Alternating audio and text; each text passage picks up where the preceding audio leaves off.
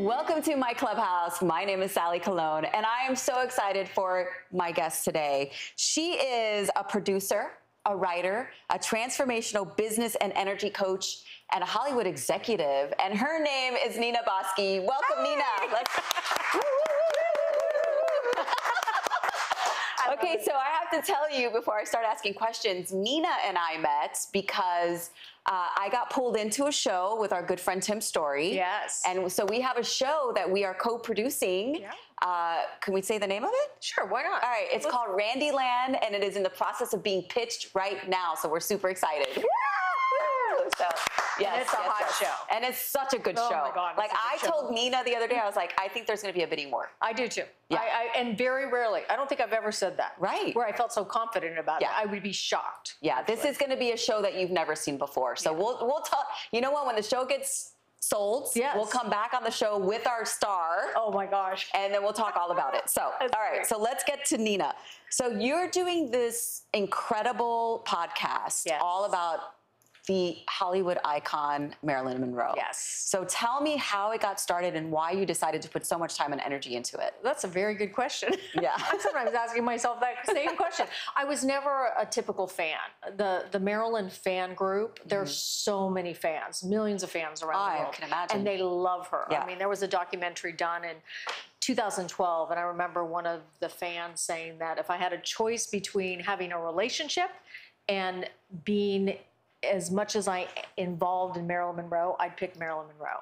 That's how involved and passionate the fans are. So when I got involved, it was more of, I was asked, like you were asked, but hey, you want to be part of this project?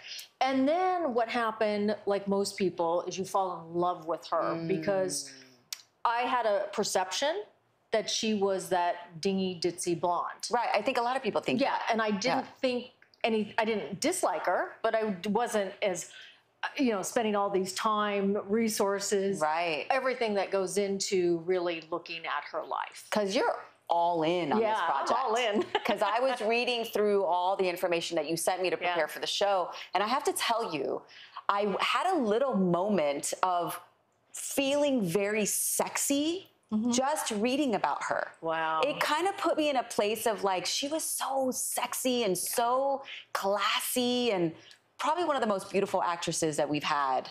Well, and she knew how to turn it on and turn it off. And that Marilyn Monroe character was a character that she did so well that people thought it was her. Yeah.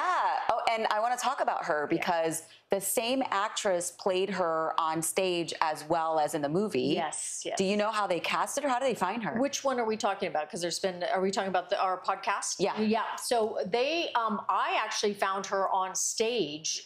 She was cast several times as Marilyn Monroe, and she's a Scottish actress. Okay. So I had never met her before. So on stage, she sounded exactly like Marilyn Monroe. And off stage, she starts having this Scottish accent. And I'm like, oh my gosh. I mean, that's it's a great unbelievable. actress. She really is. And you know the thing, her name is Erin Gavin. And she has the Marilyn quality. Her essence is very sweet, very childlike, very kind, really. And that was Marilyn.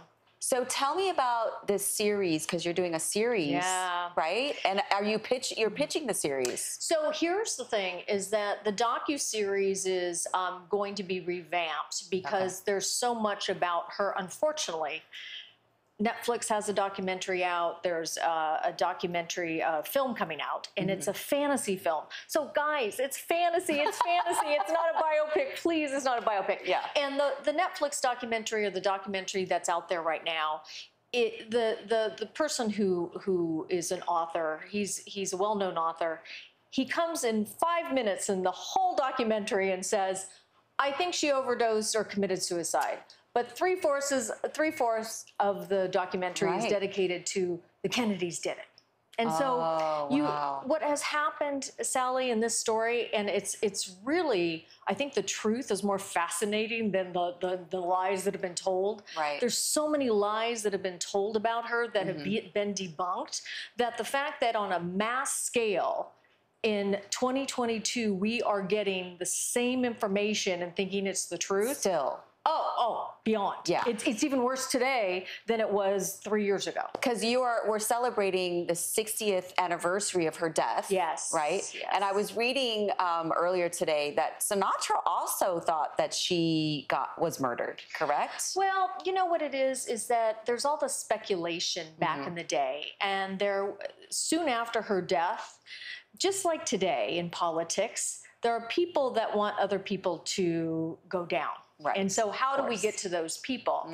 But just to give you because this story is actually really complicated. You think, oh my gosh, she was happy, she was sad, but everybody's life is much more complicated and hers too.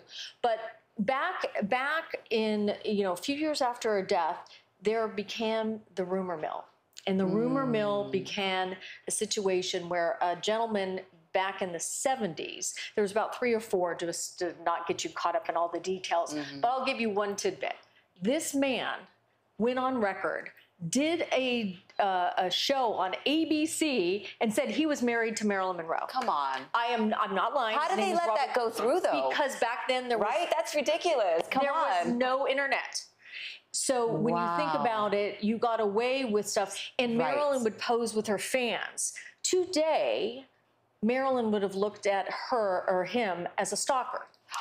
So when you look at this, so I always say, don't throw out the baby with the bathwater. Right. So he was responsible for reopening the case in 1982. So he did something really well, because without that case being reopened, we wouldn't have had the information that we have now. But that goes to show you that they couldn't, back then you didn't know if somebody was lying or not. He seemed really believable. Right. But he basically said it got annulled in Mexico. But when you go back into the records now, you see that Marilyn was still in New York and that she wasn't in Mexico that day. Yeah, that's so ridiculous. Wow. Is that guy in jail, by the way? He's passed now. Okay. He's passed. But those are he would have gone to jail.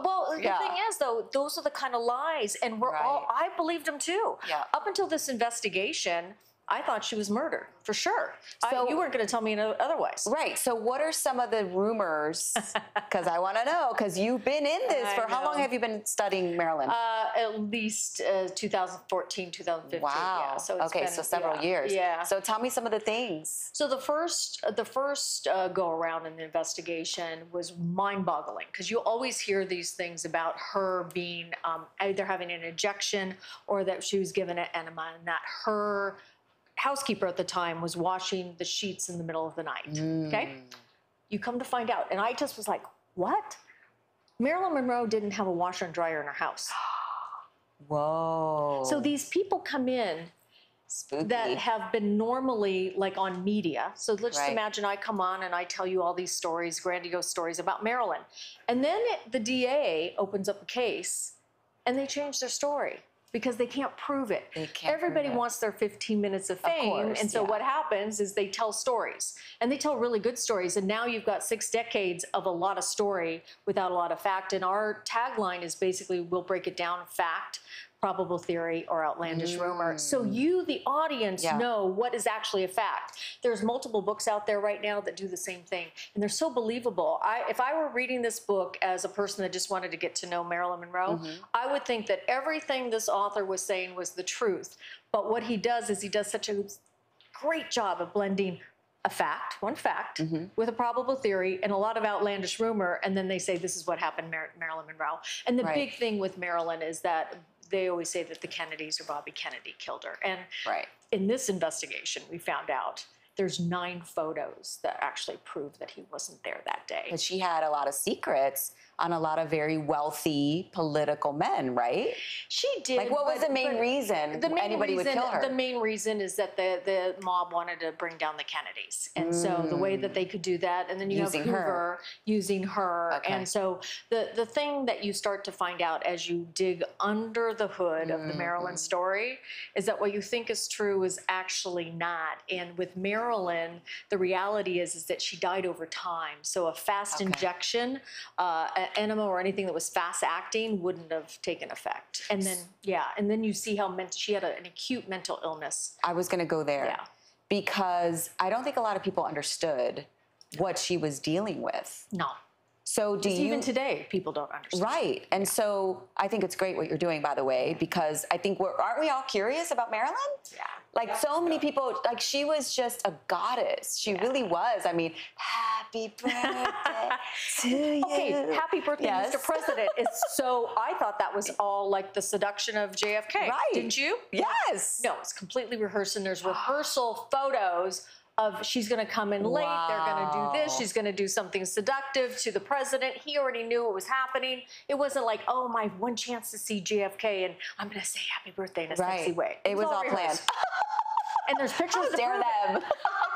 Yeah, There's pictures to prove it. I'm busting everybody's bubble, aren't I? You know what? It's good though, because like I was, as I was reading through all of your, you know, all of your stuff that you sent to me, I was like, whoa, whoa, whoa, whoa, you know, because I haven't, like I feel like once people pass away, like for a year, we're all sad. Like when Michael Jackson died, when Prince died, like people that we're fans of, and then we move on. Yeah. Right? Not her. Not her. But see, that's why I became a documentarian, because I wanted to tell stories and, you know, investigations because I know people are interested in her. Yeah. And does she still have millions of fans? Not only millions of fans, but pre-COVID, you'd go to any of her 5-year anniversaries, right? The 55th, 2017. We're talking thousands of fans from all over the world to honor her on the memorial of her passing, of her death. So if you go to the Westwood Park, you know, a memorial park, you're going to see thousands of fans. 55, 60 years later, you're going, oh, we should all be so lucky to have people come and honor us. I mean, that's incredible. I don't know if people, when I die, if that many people are going to show up. Well, and you think I'm just saying. But you think about these classic, Bruce, are you coming? Yeah. Bruce is coming. But you think about these classic, you know, Hollywood stars. Right. Dean Martin, Tony Curtis, you know, Clark Gable. You know, I'm sure a few fans come to the gravesite, but not like Marilyn. Not like this. No way. So here's the spooky thing, you guys, because I don't even know if you know, my audience. So Marilyn lived in Brentwood. Yes. And we are shooting this in Brentwood. Yes. Hello? Yes. What is that from? We probably could walk to What is that from? We could probably walk to her house. We could. Yeah. We should. Yeah, I know. B-roll of us walking to her house right now. Do you guys know what that is? The Brady Bunch, Hawaii. Hello. Come on, man. Brady Bunch. I thought it was Twilight. No, I'm totally aging myself right now. Nina and we have a good time. Let's just say that we have a good time. So you also have Tim is attached to this. He is attached. I feel like Tim is attached to a lot of our projects, right? He's just like jumping around the different. synergy here, you know. Yeah. So we'll recalibrate. The podcast is out there, but the docuseries really is going to, because this investigation now, it really lends itself to the doctors. And it's not unlike a lot of celebrities today. Anna Nicole Smith, you've got Michael Jackson, you've got Whitney Houston, you've got a lot of people who have overdosed. Right. And with her, she had 2 types of medications. On the side of her table, right? I remember that. Well, there was more. So just so you know, over 700 barbiturates were prescribed to her 2.5 months before she died. Wow. So when you look at that lethal combination, and one of them was carbohydrate, the same thing that Anna Nicole Smith had, as well as Michael Jackson. Wow. So when you put those 2 medications together, that's a recipe for disaster. Right. Dr. Reef Karim, who's a psychiatrist and also an addiction specialist, talked about that medication and said even back in 1962, although the standards were different, they should have known better. And both of those 2 doctors were very distracted that summer, and they were not communicating the way that they should have. So the real story really goes into her mental health and also the doctor's role and her role in her own addiction. Well, you know what's interesting too? Hello, this is getting spookier and spookier by the minute. It's isn't it Mental Health Awareness Month? Yes, September. Suicide awareness. Yeah. Which is, I mean, is that how she died? I mean, was it the medication she took too much? Did she commit suicide? Here's the thing: is that her mental illness, and it's acute, and so people always like to say, "Oh, she was so happy." Intellectually, she was. She was on a comeback. She was getting stronger. But when you're emotionally fragmented, considering what happened to her in her early childhood, and then you have mental illness that runs in your family, we're not talking just a little depression. We're talking bipolar, she was already diagnosed with. She probably, Gary Vitacco-Robles, who's our author, he's the author, but he's also a mental health professional, deals with bipolar, borderline personality, which is associated with childhood and sexual trauma. So probably if she was diagnosed today, she would have had that as well. It's a huge, anxiety. So you have something called a mixed episode. So there's now evidence. We just came out with this. This is wild. You're like exclusive right here on Welcome to My Clubhouse. So there is a medication injection that we're finding out that she might have been given on August 3rd. Weirdly enough, Dr. Reef Karim was talking about this drug prior to us knowing if she had it or not right before her death. Wow. And he said if she were to take that medication, it would have put her into a manic state. Okay. So if you're bipolar and you're in that manic state, you don't want to take depressives, right? Because what it does is it actually works against you. So you then have an impulsivity to be able to take your own life. And so most people don't look at suicide as an impulsive act, and actually a lot more suicides happen 5 minutes before it actually happens. Wow. Not that's so 2 days with a note. I used to think it was a note and everything else. Right. Yeah. So the reality is that Marilyn was more complicated. She could be happy and sad within 60 seconds. That's amazing. Yeah. So she also, you were talking about childhood traumas. She grew up in foster homes. Foster homes. Her dad, her mother had mental illness, had to give her up for periods of time, long periods of time, most of her life, right? And then you also have a dad who disowned her and never acknowledged her as Marilyn Monroe. So here we are, doing not only a investigation, but a dramatic episode. So you are put in places with her that you actually get to see and feel her as a child. She would go down Hollywood Boulevard. All of us have that dream of Hollywood. That's how she got the vision to become a star. And you think about the power of manifestation, and you and I are both in this world of positivity and motivation and inspiration. She'd look up at that theater movie screen. She's like, I'm going to be that. That's who, I'm going to be Jean Harlow one day. Clark Gable is my dad. And, you think about that. That's like huge. Well, I love that part that she was raised, in homes, like, and not an orphanage, but in foster homes. And she went from that to who she became. Which should inspire people that are watching right now that you could really do anything you put your mind to. She was extremely resilient, extremely strong, extremely deep. So anybody that's watching or it goes through this tabloids and they say Marilyn's Red Diary, and you see this childhood kind of grammar about, oh, I love him so much, right? She didn't even talk she didn't talk like that. Oh, nor did she write that way. She was extremely creative and deep. I could see that. Deep soul. I could see that. And I think that was also her challenge, because she became Marilyn Monroe, but it really wasn't her.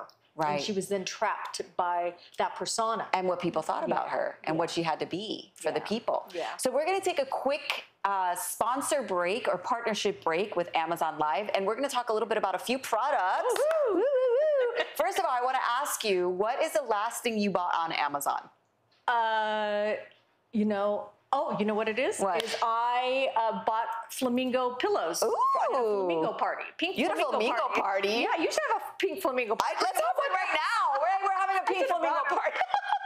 She bring the pillows in. Oh, they're not here right now. Okay, so I'm going to show you just a few of my favorite things that are in my carousel. Okay, good. So what I'm going to do is, if you guys are on Amazon Live watching us right now, you can actually click on these products and purchase them on the spot. It's miraculous. It's so cool. So this hydro flask, by the way, Nina, do you have one of these? Let me see. The hydro flask. I don't have one. I should have one. So the cold water stays cold for 24 hours. You can keep this in your car. It fits in the little car, pocket, whatever that thing is called, the car hole. What do you call that, Bruce? The cup holder.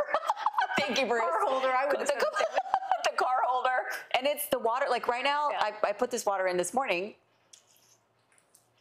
Still cold. All right, so this is just $39.99, and I have to say, I bought one of these for Angie for her birthday. I bought one of these for producer Angie and D. We have producer Angie and executive producer Andy, and I bought them each one. So we all have one in the studio, which is kind of fun. That's fun. I'm a big reader. I am. Are you a big reader? I love Okay, books. so I'm going to show you a couple books that are here as part of our set. So I am a co-author on this book. Ooh. It's called Women Like Us. Don't you have a film like that? I have my film. Yeah. This is the corresponding book to my film. And all the women that are in this book are featured in my film. And then in the back, it says, there's a quote of my quote, I'm not going to wait for someone else to do it. I'm going to be the one that does it. Sally Colón Petrie. That's me. Yay. So this is available on Amazon. I think it's like $10. It's super cheap. My whole life story is in this book. So if you want to know about me, all the ghetto, all of it, it's all in here. So tell me about your podcast and where you are now with it. How many episodes are you in? Maybe talk about some of the other people that are involved in it. Okay, so we did the initial episode, and it got so many downloads that we said, okay, we got to go back and kind of recalibrate. Mm-hmm. So we came out with this dramatic season, which is if you want to look at Marilyn's last day or the time that she was institutionalized or go back to her childhood, you can actually go listen to the episodes, and it humanizes her, which even for me that knows a lot about her, for anybody, because you start looking at her as an object versus a human being. And I think that to me is a really important factor in this project, right? Yeah. And then the investigation, there was so much new information coming out, and also so many lies in the 60th anniversary that we said, okay, we got to get back out there and now tell the truth. So you guys are like the Maryland police, I feel like. We really are. We really, in some ways, we are. You know? And so... Listen, if you need executive protection, Bruce is here. He can, he can take care of you. I love it, yeah. And so it's behindtheicon.com. Everything is there. Okay. And we really shed light also on mental health. And I think coming out of COVID, all the stresses that's happening in the world, what a beautiful way to look at somebody's life. I used to market movies, right? And I think about it in some ways where we'd use movies and talk about them as they relate to life. Right. Well, in this project, what we're doing is taking somebody's life, and you yourself may not be dealing with an addiction or a mental health issue, but somebody you know might. Okay. And for me, I have a dear friend, unfortunately, that just passed away with mental health and addiction issues.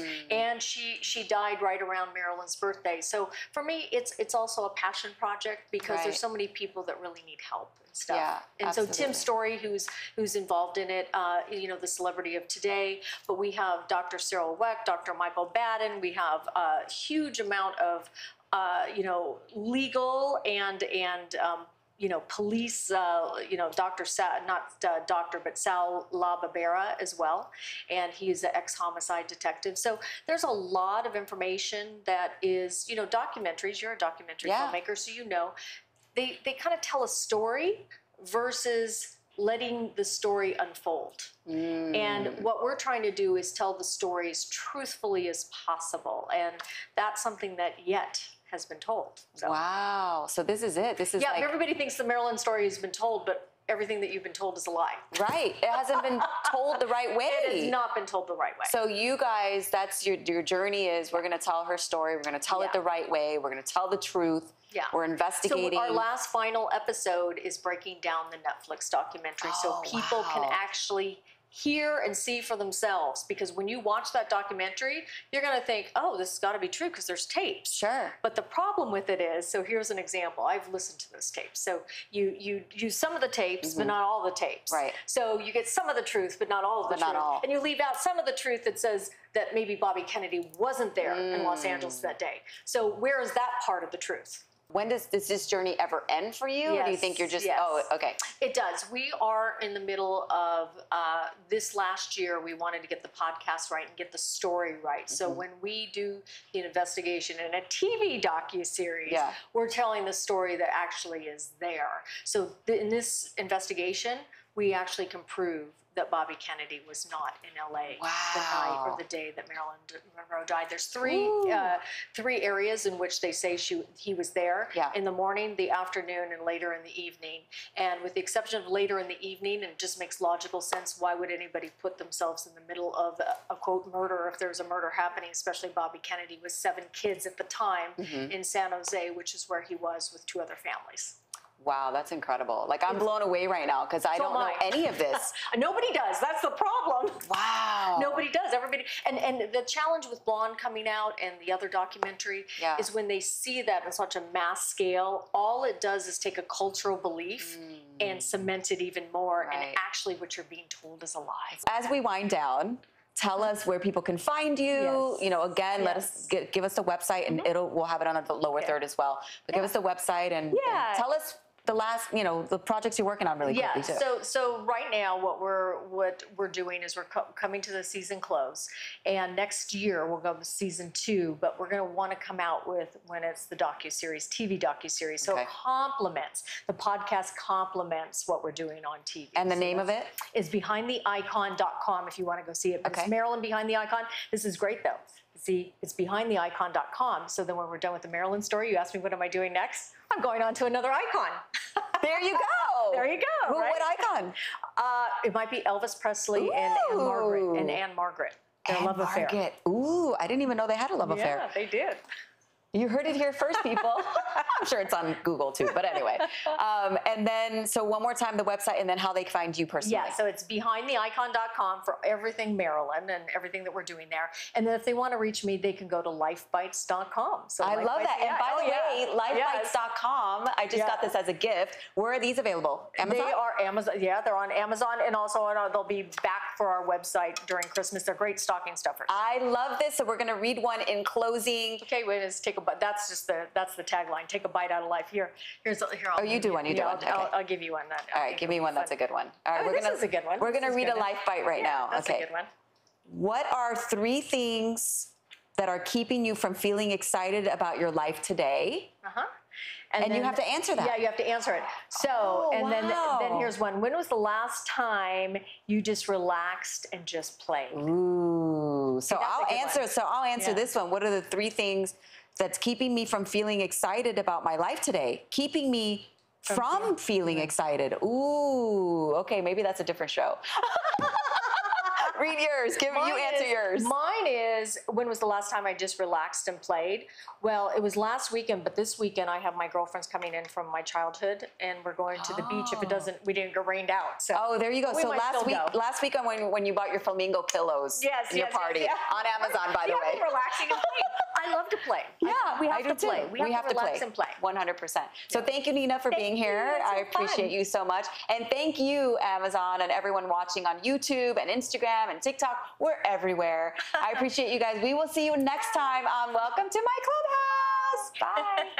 Bye.